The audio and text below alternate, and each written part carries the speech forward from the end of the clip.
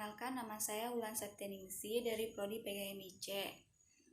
Di video kali ini saya akan menjelaskan apa itu pengertian RPP dan juga cara membuat RPP sekaligus video pembelajaran saya.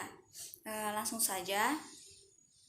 Berdasarkan Permendikbud nomor 22 tahun 2016 tentang standar proses pendidikan dasar dan menengah, rencana pelaksanaan pembelajaran atau RPP adalah rencana kegiatan pembelajaran tatap muka untuk 1 kali pertemuan atau lebih. RPP dikembangkan dari silabus untuk mengarahkan kegiatan pembelajaran peserta didik dalam upaya mencapai kompetensi dasar. Menteri Pendidikan dan Kebudayaan mengeluarkan kebijakan pendidikan yaitu Merdeka Belajar. Kebijakan tersebut memuat 4 poin penting. Pertama, USBN diganti ujian atau asesmen. 2. 2021 UN diganti. 3. 2000 RPP dipersingkat. Dan 4. Zonasi PPDB lebih fleksibel. Pada kebijakan pendidikan sebelumnya, guru diarahkan mengikuti format RPP yang kaku. Kebijakan Merdeka Belajar memungkinkan guru secara bebas merancang, menggunakan dan mengembangkan format RPP sesuai dengan kebutuhan di kelas. Penyederhanaan RPP ini dapat meringankan beban administrasi guru. RPP yang sebelumnya terdiri dari belasan komponen, kini disederhanakan menjadi 3 komponen inti yang dapat dibuat hanya dalam 1 halaman. Berikut cara membuat RPP 1 halaman. Pertama, menyiapkan bahan, yaitu bahannya buku guru tematik dan buku siswa tematik. Kedua, membuat kerangka RPP. RPP dibuat dengan mengacu Surat Edaran Nomor 14 Tahun 2019 tentang penyederhanaan rencana pelaksanaan pembelajaran, yaitu 1. Penyusunan rencana pelaksanaan pembelajaran atau RPP dilakukan dengan prinsip efisien, efektif, dan berorientasi pada murid. 2. Bahwa dari 13 komponen RPP yang telah diatur dalam Peraturan Menteri Pendidikan dan Kebudayaan Nomor 22 Tahun 2016 tentang standar proses pendidikan dasar dan menengah, yang menjadi komponen inti adalah tujuan pembelajaran, langkah-langkah pembelajaran, dan penilaian yang wajib dilaksanakan oleh guru, sedangkan komponen lainnya bersifat pelengkap. 3. Sekolah atau kelompok guru mata pelajaran sejenis dalam sekolah dan individu guru secara bebas dapat memilih, membuat, menggunakan, dan mengembangkan format RPP secara mandiri dan sebesar-besarnya keberhasilan belajar murid. 4. Adapun RPP yang telah dibuat tetap dapat digunakan dan dapat pula disesuaikan dengan ketentuan sebagaimana dimaksud pada poin 1, 2, dan 3. Sehingga kerangka RPP harus membuat tujuan pembelajaran, langkah-langkah pembelajaran, dan penilaian pembelajaran.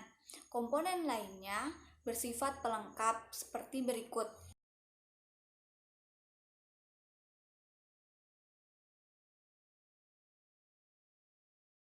Mengisi kerangka RPP. Kerangka RPP diisi sesuai dengan pembelajaran yang akan dilaksanakan.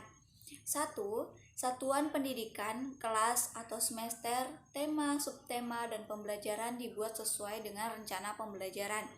Alokasi waktu disesuaikan dengan jadwal kegiatan dan jumlah kegiatan pembelajaran.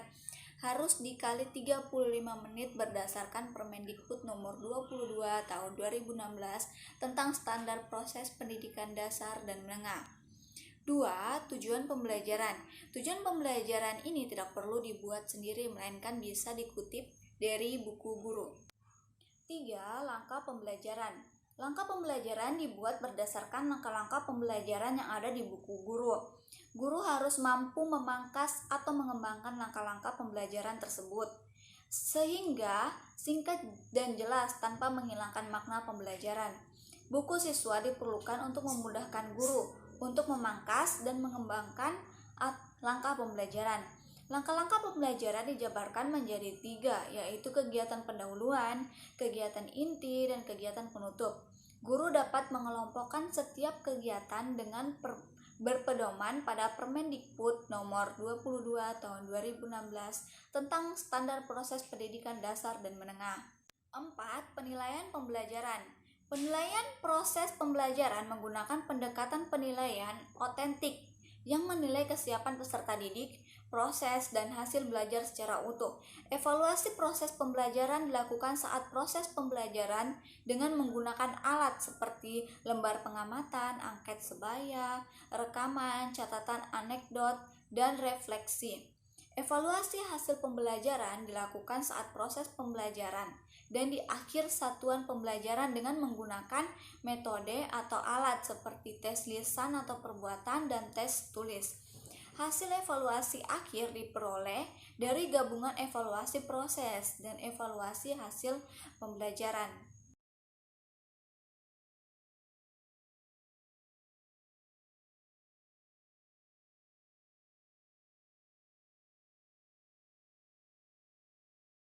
Assalamualaikum warahmatullahi wabarakatuh. Bagaimana kabarnya hari ini anak-anak? Alhamdulillah baik ya. Sebelum itu ibu absen dulu ya. Cecil, Rani, Najwa. Alhamdulillah ya hadir semua. Sebelum kita mulai pembelajaran, kita berdoa dulu. Doa dimulai. Doa selesai.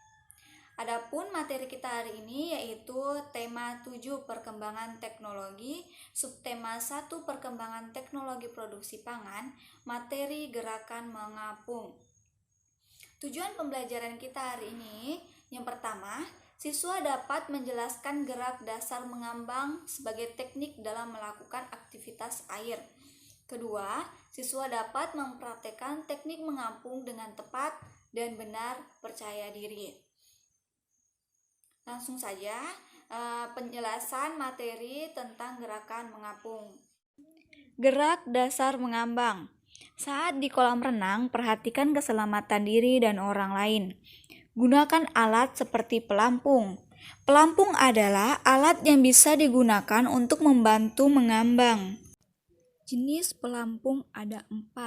1. Ban lengan. 2. Rompi renang. 3. Papan luncur, dan 4. Ban renang. Gerak dasar mengambang. Pertama, carilah tempat atau kolam dangkal. 2. Tangan memegang ban atau papan luncur atau pelampung. 3. Posisi tubuh di atas permukaan air. 4. Kaki bergerak sambil mengayuh. Gerak mengambang juga bisa dilakukan tanpa menggunakan pelampung.